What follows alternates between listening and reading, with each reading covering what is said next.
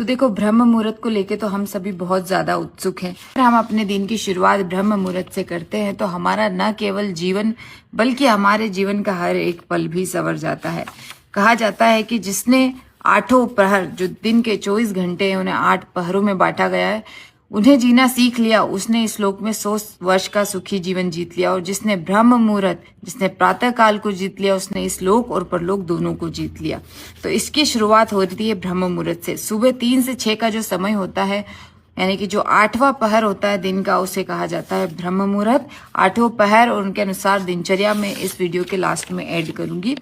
तो बात करते हैं ब्रह्म मुहूर्त की। जो व्यक्ति अपने जीवन में स्वास्थ्य, बुद्धि और सुख चाहता है, उसे ब्रह्म मुहूर्त में अचूक रूप से उठ जाना चाहिए। ये कहना है अष्टांग हृदय सूत्र का।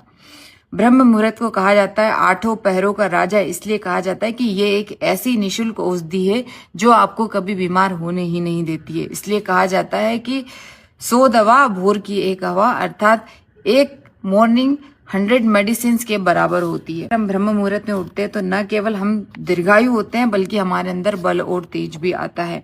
और जो व्यक्ति ब्रह्म मुहूर्त के समय सो रहा होता है, असल में उसकी संपत्ति लूट रही होती है। जैसे वृद्धावस्था आने पर हमें महसूस होता है कि हमारा जीवन लूट रहा है, उस तरह हमारा जीवन हर रोज लूट रहा होता है, लेकिन हमें ये समझ में नहीं आता है।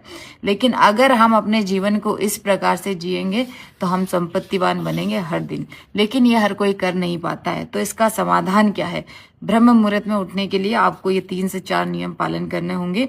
अपने शरीर से इतना शारीरिक काम लेना होगा ताकि अपने शरीर में तमस और आलस न आने दे। आप शाम का भोजन आपको सूर्यास्त से पहले करना होगा, हल्का भोजन करना होगा। अपनी शयनचर्या को अंतिम लास्ट 10 बजे तक आपको खत्म करके बिस्तर पर लेट जाना होगा, नींद में जाना होगा और अपनी मन को यह आज्ञा देकर जाना होगा कि सुबह मैं ब्रह्म मुहूर्त में उठूंगा।